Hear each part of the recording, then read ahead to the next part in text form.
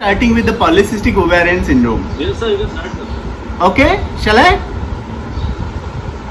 Polycystic ovarian syndrome is a heterogeneous endocrine disorder with several health complications. As we all know, it has got a problems with fertility. There is a cyclical dysregulation or menstrual dysfunction, obesity, hirsutism, and acne, and it's also associated with the metabolic syndrome. So, how to define this polycystic ovarian syndrome? There are various criteria that define the polycystic ovarian syndrome. Most commonly used criteria are NIH criteria, Rotterdam criteria, and Androgen Society criteria.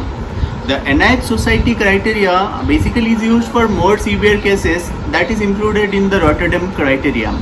Rotterdam criteria includes anovulation, oligoovulation, hyperandrogenism, and polycystic ovarian morphology on the sonography. But in NIH criteria, only two has to be present to be classified as a polycystic ovarian syndrome, and an androgen society hyperandrogen should be there. So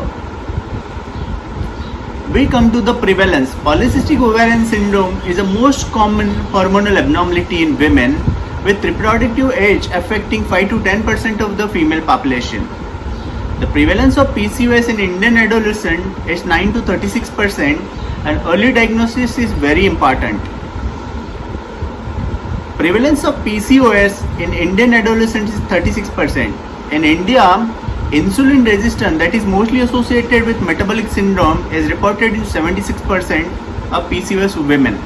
So this phenotypic genotypic relationship showing in the world map.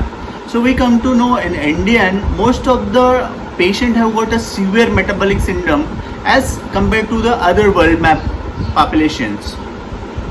See, this is the metabolic syndrome. Metabolic syndrome basically is a cluster of syndrome that is having high blood pressure, diabetes mellitus, acanthosis with hyperandrogenic phenotype is more common in other parts of the world, including the Europeans. So, as we know, Indians are different as compared to the other world. What are different symptoms and different phenotype as compared to others. As the phenotype is different, the approach while treating Indian PCOS women should also be the different. What is first seems to be just a simple consultation. In fact, it is a clinical judgment that decides the treatment options of women in infertile women. The severe metabolic phenotype due to insulin resistance make Indian women very different from other world population or Caucasian populations. The Indians have 2.5 times more insulin release. They have got a less sex hormone binding globulin, that is 47% less. They have got a 2 times higher prevalence of cyst formation on sonography, and more advanced ovarian aging, approximately 6 years, and 16 times they are more higher risk for gestational diabetes mellitus, making PCOS management is a very tricky in Indian population. This is a pictorial.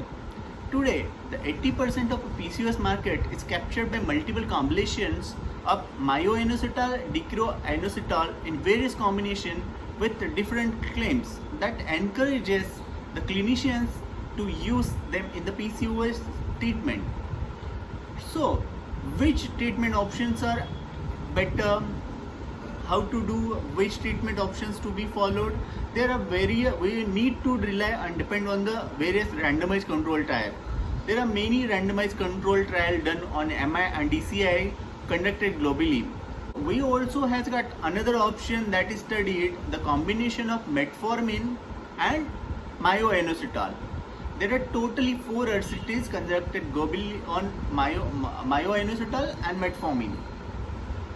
The first RCT confirms that there are 2 times improvement in live birth rate, which is more important word, the live birth rate.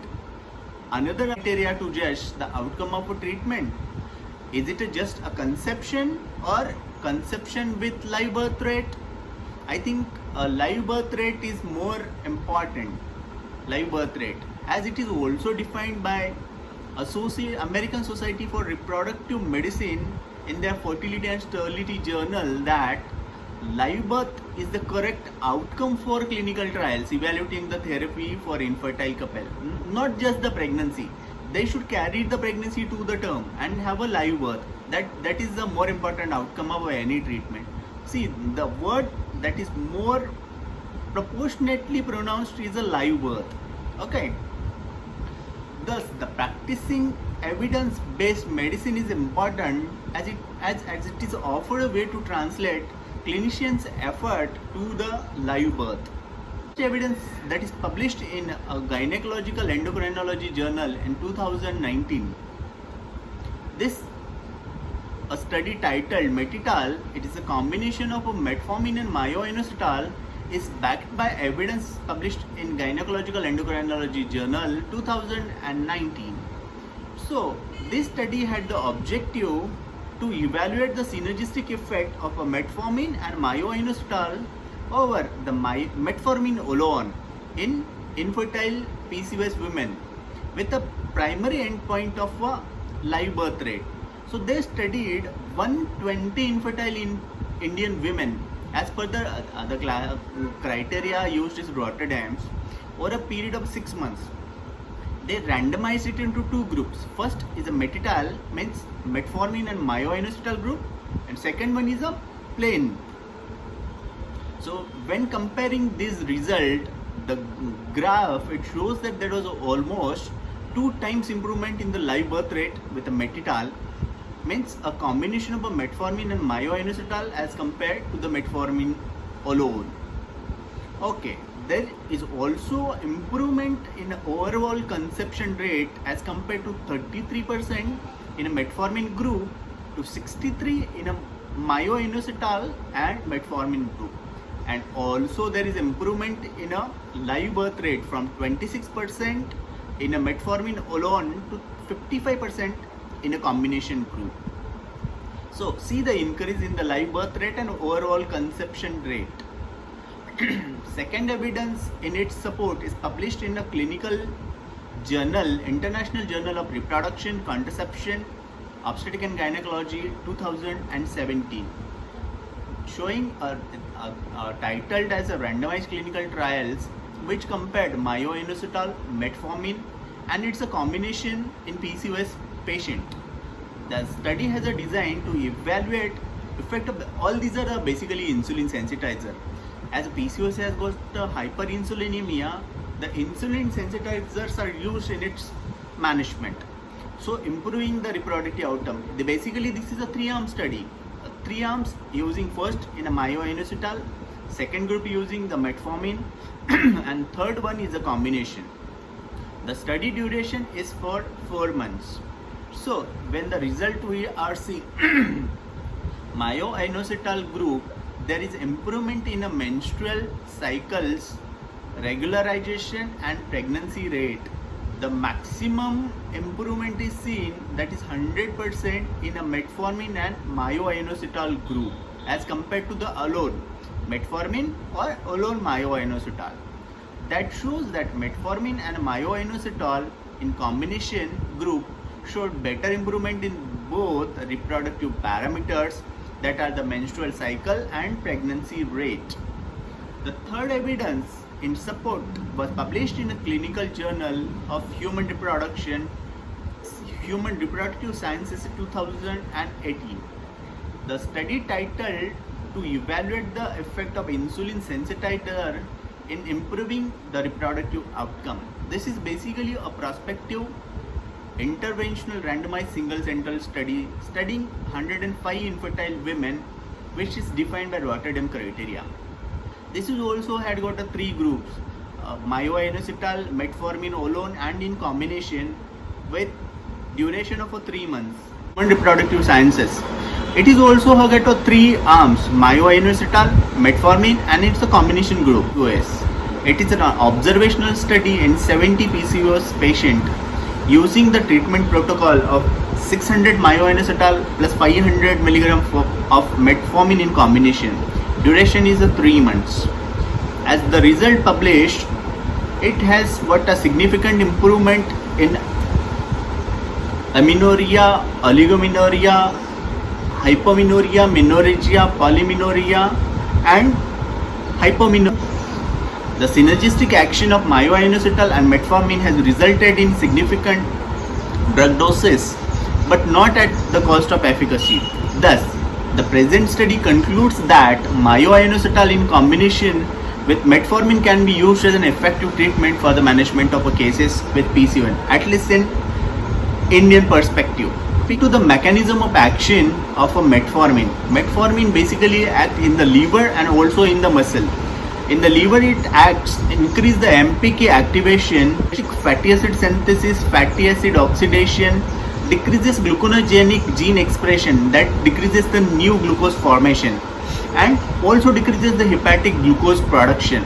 So overall, it has got effect on a decrease in plasma glucose triglyceride, and that increases the insulin sensitivity, which is basically the main problem, that is insulin resistance in polycystic ovarian syndrome. Also, it increases the muscle glucose transport. So metformin improves the insulin sensitivity, it decreases the hyperinsulinemia, which is more common in polycystic ovarian syndrome, increases sex hormone binding globulin, which decreases the hyperandrogenism and skin and other problems that are associated with PCOS. Myoinositol acts at the periphery, skeletal muscle and adipocyte and the cell membranes. Fatty acid release, adiponectin release, decreases the insulin resistance, it modulates intracellular calcium release and got a different mode of action. One acts on the liver, ovary, pituitary and also skeletal muscles. In the liver, it decreases the gluconeogenesis, that is new glucose formation. It increases sex hormone binding globulin, decreases the free androgen and also increases the fatty acid oxidations. Metformin acts in the ovary and pituitary also, decreasing the ovarian androgen, and it regulates. It decreases the insulin resistance and metabolic complications. It decreases the LH to FSH ratio, decreases the hyperandrogenism and decreases the cosmetic symptoms that are associated with hyperandrogenism. It regularizes the menstrual cycle, regularizes the ovulation, improve the reproductive function and improvement in the conception rate with the live birth rate. So, take home message is ethnicity is strongly associated with prevalence of a PCOS. Asian or Indian women had an early onset of a PCOS and early ovarian aging. The majority of Indian women with PCOS has a resistance, insulin resistance basically. They have higher fasting insulin level and low sex hormone binding globulin levels. Indian PCOS women need different treatment approach. The treatment goal shouldn't just be limited to the conception, but it also focus on conception with live birth rate.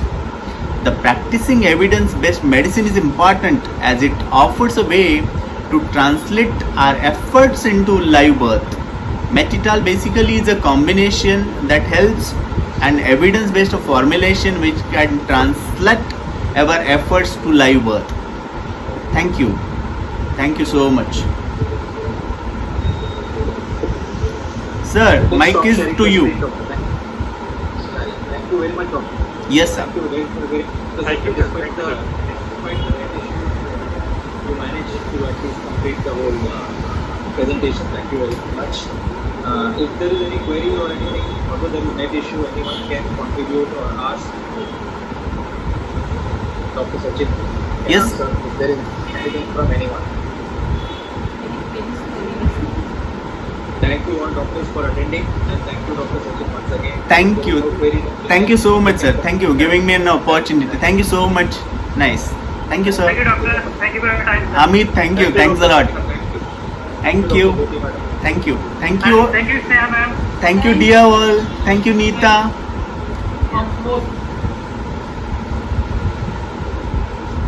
Thank you.